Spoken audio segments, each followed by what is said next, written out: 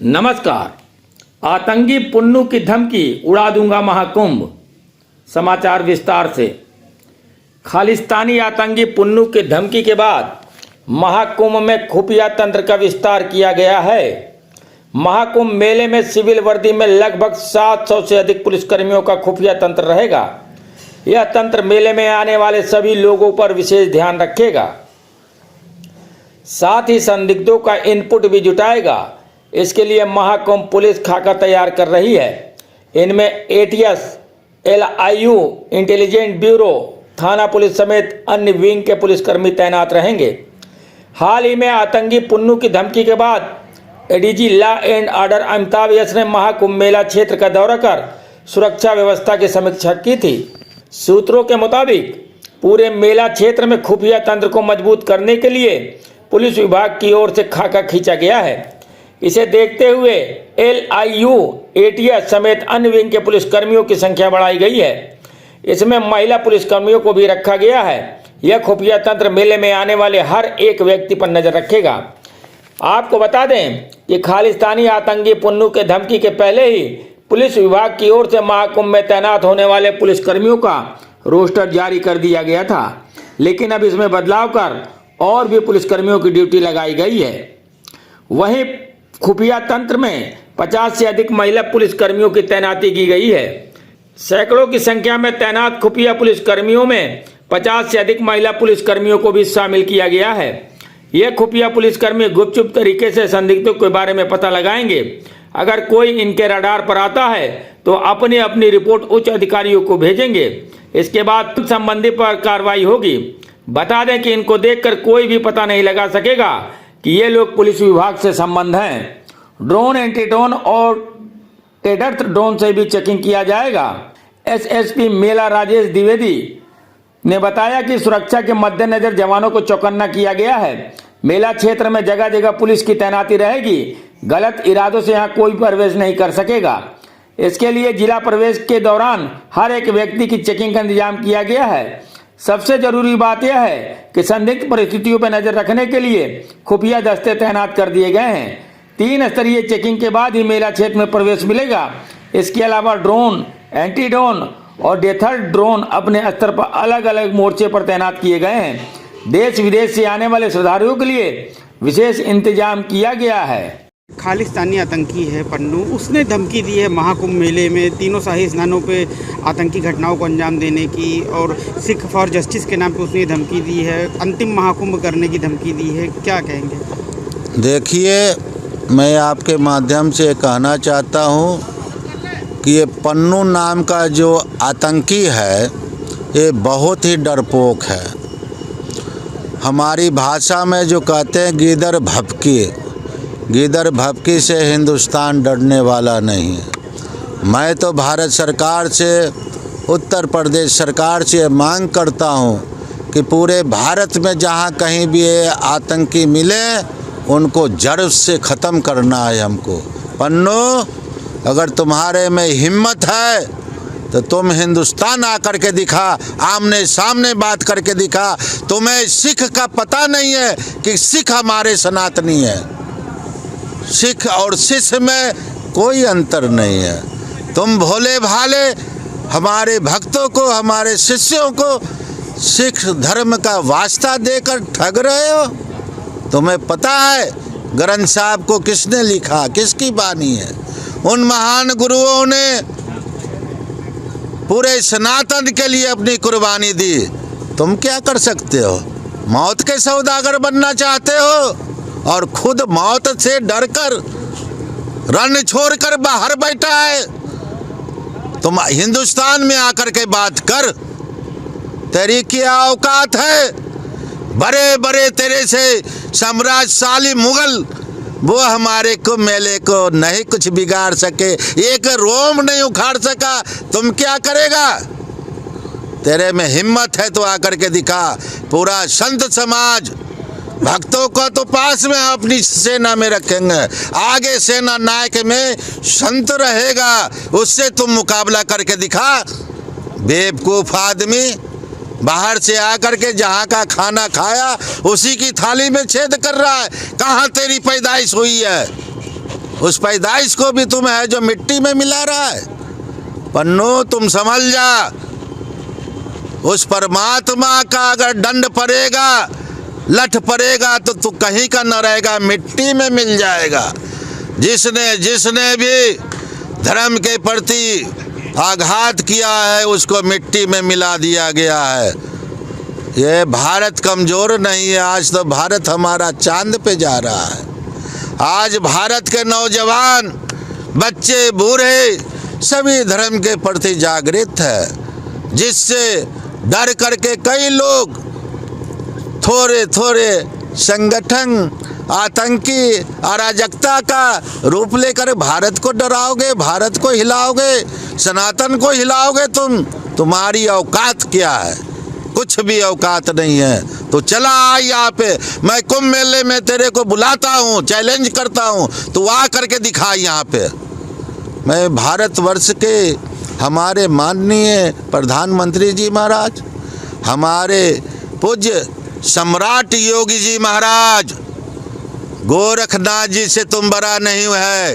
गोरखनाथ जी से पहले तेरा है जो तू धर्म का वास्ता देता है वो नहीं है। हमारे गोरखपीठाधीश्वर हैं। हम संतों को उनके ऊपर में गर्व है कि हमारे संत अपनी है जो गद्दी को परित्याग करके उसका भी पालन करते हुए हमारे देश की सेवा में लगे हैं। ऐसे योगी जी को बारंबार नमस्कार है। ये बार बार अवतरित लेते रहे और जनता का, अपने भक्तों का कल्याण करते रहे और हमने संत समाज का जो शिरोमणि है उसके रूप में आप आसीन होते रहे। तो पन्नू तुम योगी जी को गाली नहीं दे रहा है, तुम हमको गाली दे रहा है। मैं तुमसे पहले है जो बात करूँगा, योगी जी के तुम चरण की धूल नहीं है, उनके बराबर तुम बात करेगा।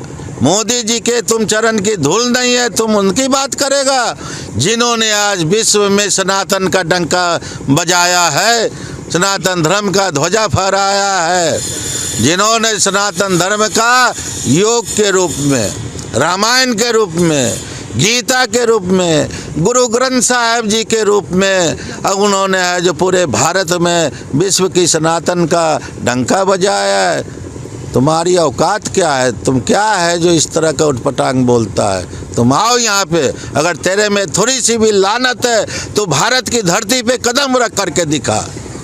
और मैं आज भी है जो ये आह्वान करता हूँ सरकार से भी, भारत सरकार से भी, कि जितने भी भारतवर्ष में आतंकी हैं उन सब को आप ख़त्म कर दे, मिट्टी में मिला दे। पूरा संत समाज आपके साथ खड़ा है, पूरा भारतवर्ष के नागरिक आपके साथ खड़े हैं। जय हिंद। सारे जहाँ से अच्छा हिंदुस्तान हमारा, हम बुलबुले हैं इसके, ये गुलिस्ता हमारा। वंदे मातरम। सनातन धर्म की जय हो, सनातन धर्म की जय हो। महाराज जी, पन्नू जो खालिस्तानी आतंकवादी है उसने एक धमकी दी है महाकुंभ को लेकर कि वो तमाम जो तीनों शाही स्नान हैं उस पर वो हमला करेगा और यह आखिरी महाकुंभ होगा। पीएम मोदी और सीएम योगी को भी उसने धमकी दी है, इसको लेकर क्या कहेंगे महाराज जी? देखिए, ये जो पन्नू नाम का जो व्यक्ति है, अगर कहीं हमारे महाकुंभ में आएगा, इसको यहाँ से नंगा मार मार के भगा दिया जाएगा। और ऐसे हमने देखे कहीं सैकड़ों की संख्या में ऐसे पागल हमने बहुत देख रखे हैं। और ये महाकुंभ का मेला है और जितने भी हम सिख हिंदू हम सब एक हैं। ये आपस में जो हमारा एक विरोध कराने वाली जो उसने बात रखी है ये उचित नहीं है। सिख समाज के द्वारा ही आज हमारा सनातन जीवित है और सिख समाज ने ही सनातन को बचाए रखा है।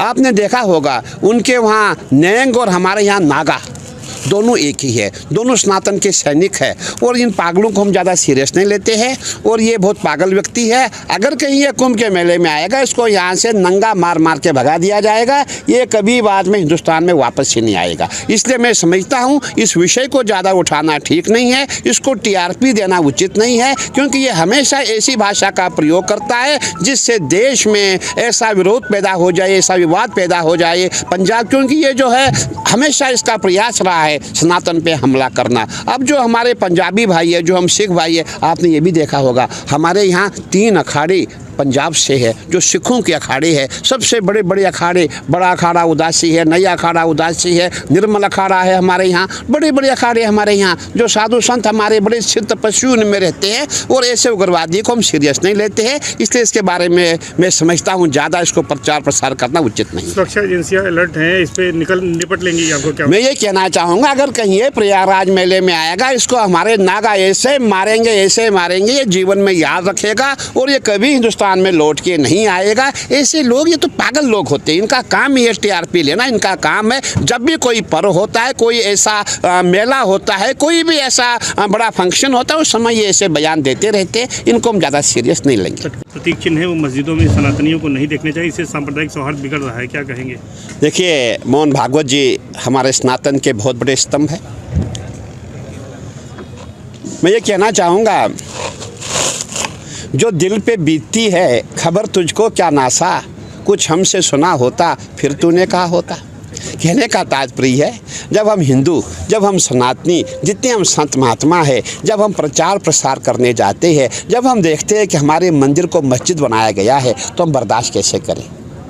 मन में पीड़ा होती है, मन में दुख हो जाता है, कैसे करें? इसीलिए मैं समझता हूँ कि अब हिंदू जाग गया है और हमें जगाने के लिए हमारे माननीय प्रधानमंत्री जी थे और हमारे माननीय गृह मंत्री जी थे और हमारे उत्तर प्रदेश के हमारे मुख्यमंत्री जी है। हमें पूरी आशा है, पूरी उम्मीद है, इन तीनों के कारण जितने भी हमारी मंदिर मस्जिदें बनी है वो हमको वापस मिलेगा। अच्छा, एक सवाल और है, तो ये किस तरह से राजनीति करते हैं और ऐसे देवी देवताओं से अपमानित कर रहे हैं?